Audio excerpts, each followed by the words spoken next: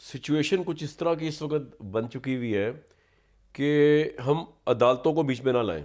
अदालतों को तो वैसे ही बीच में नहीं आना चाहिए, अदालतें तो वैसे ही इस मुल्क में फौत हो गई थी 1950s के अंदर। ये है एक वॉर, और जिसकी तमाम तर जिम्मेदारी इमरान खान साहब पे, ये उन्होंने शुरू की है। उसके अंदर आपको मुख्तलिफ जहतें नज़र आएंगी, DGI-SPR का रिप्लाई भी नज़र आएगा आपको। जेल में मुलाकातें बंद हो गई ऑलमोस्ट परमानेंटली आज की डेट में, कल खुल जाए पता नहीं, शायद जेल चेंज भी कर दी जाए इमरान साहब की, ये भी हो सकता है। ये एक वॉर है, और इस वॉर को शुरू करने का और चलाने का सेहरा इमरान साहब के सर जाता है। प्रॉब्लम ये है कि वॉर उन्होंने शुरू कर दी बड़े हाई लेवल पे, पीछे उनके जो है फ़ौज नहीं है अवाम की, जिसके बलबोते पे वो इतने बड़े इदारे से टक्कर ले रहे हैं। और हमारे लिए सिचुएशन जो है वो अजीब सी है कि हम अपनी फ़ौज के ख़िलाफ़, हमसे मुराद पाकिस्तान की कौम की बात कर लें, अभी अभी अमेरिका हक वाला मामला हुआ जब इंडिया ने अटैक कर दिया, तो वो लोग भी जो एक ख़ास पॉलिटिकल पार्टी के नज़रिए के तहत फ़ौज को बुरा भला कह रहे थे, आई थिंक उन्होंने भी सोचा होगा कि यार बात है, at the end of the day फ़ौज ने डिफेंड करना है, तो इनके खिलाफ किस तरह हम जा सकते हैं। ये उन्होंने अपने उन्होंने तो नहीं देखा पाकिस्तानी फ़ौज ने कि तहरीक इंसाफ का या नून लीग का किसका, उन्होंने पाकिस्तान को डिफेंड किया है, पाकिस्तान की आवाम को डिफेंड किया है। तो इसलिए ये सब कुछ चलता रहेगा, हल्का फुल्का चलता रहेगा, आप इसको इतना सीरियस ना लें। सिर्फ ये अगेन वही बात कि KP में गवर्नर राज की वो भी काफ़ी बातचीत हो रही है, क्या आपको लगता है कि इज़ इट पॉसिबल? गवर्नर राज यार अगर लगाना होगा वो लगा देंगे जब फैसला होगा। जी बिल्कुल पॉसिबल है, कानूनी तौर पे पॉसिबल है। 3 तरीके हैं उसकी पॉसिबिलिटी के। अगर सदर समझे, प्राइम मिनिस्टर एडवाइस करे प्रेसिडेंट को, तो प्रेसिडेंट उसके ऊपर समरी पास कर सकता है, उसको पार्लियामेंट के दोनों ऐवानों से अप्रूवल चाहेंगे। अगर KP की असेंबली खुद करे, वो तो खैर नहीं करेगी। तीसरी ऑप्शन में अगर गवर्नर लिख के दे दे, तब भी पार्लियामेंट के दोनों ऐवान अगर उसको रेटिफाई कर दे हो जाएगा। तो होने को तो हो सकता है मेरे भाई, इस मुल्क में कुछ भी हो सकता है।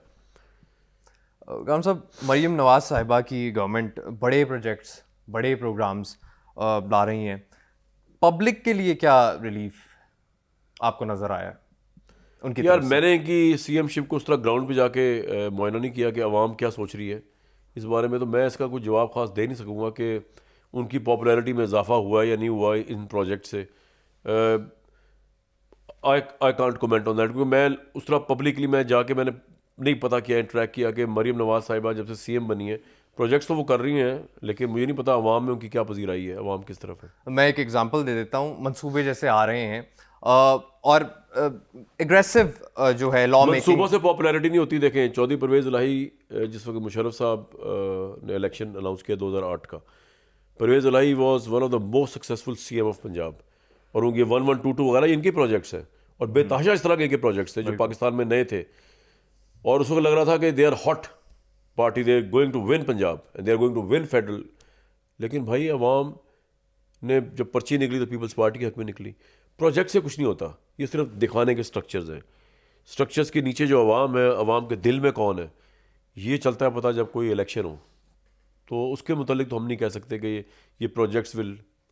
अयूब खान साहब ने इतने प्रोजेक्ट्स किए, सोचते थे उनका जवाल ही नहीं आएगा।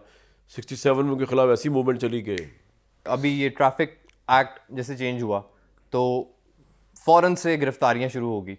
अब जिन लोगों को नहीं पता, जो बाखबर नहीं है, जिनके घर टीवी नहीं है या जो टीवी नहीं देखते, या उन्होंने न्यूज़ पे उनको नहीं पता कि ये लॉ जो है वो पास हुआ है, वो बाहर लोग दही लेने गए हैं तो वो बाहर से उठाए गए हैं। नहीं, वो तो सही उठाए गए हैं। मसला ये है कि आप सोच सकते हैं किसी भी मिनिमम सिविलाइज एजुकेटेड माशरे के अंदर आप ट्रांसपोर्ट चला रहे हैं और लाइसेंस नहीं आपके पास, मतलब ये तो क्राइम है ना यार। मतलब इसके लिए ऑर्डिनेंस पास हो या ना पास हो, मैंने ड्राइविंग लाइसेंस बनवाया हुआ ऑर्डिनेंस की वजह से बनवाया, 2014-12 में बनवा लिया था। मैंने ये सोच के थोड़ी बनाया था कि ऑर्डिनेंस आएगा या गिरफ्तारी का खतरा होगा तो मैं करूंगा। एक बेस इस मुल्क में तो 18 साल से कम उम्र बच्चा गाड़ी भी चला रहा है, मोटरसाइकिल पाँव नहीं पहुंचता उसका नीचे, मोटरसाइकिल गियर तक तो वो, रेस तक तो वो गियर तक, और वो मोटरसाइकिल चला रहा है। तो यहाँ तो आवे कावा बिगड़ा हुआ है। मतलब ऑर्डिनेंस आए या ना आए, इट डजेंट मैटर।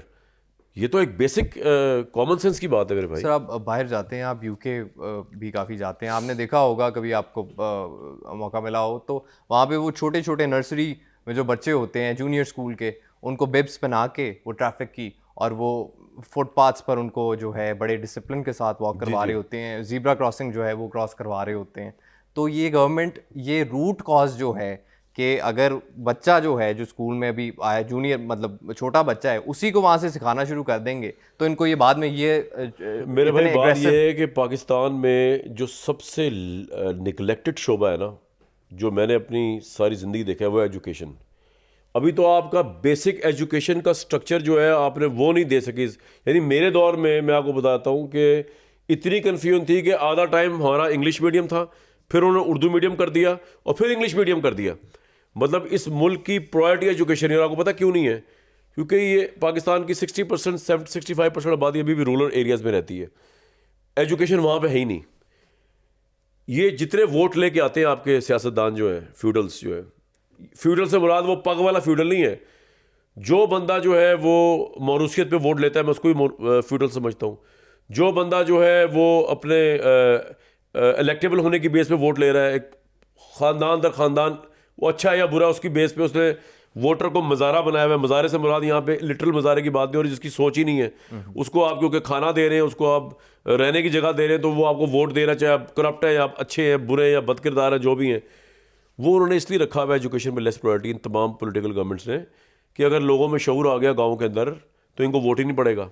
अगर शऊर आ गया इन तमाम रूरल एरियाज़ के अंदर, या यूनिवर्सिटियाँ बन गई, कॉलेजेस बन गई, तो वो सोचेंगे कि यार इनको हम वोट दे रहे हैं, ये इतने करप्ट एलिट को वोट दे रहे हैं अपने शऊर के। तो ये लोगों का शऊर खंडर ज़्यादा रखा है शऊरी तौर पे पॉलिटिकल एलिट ने।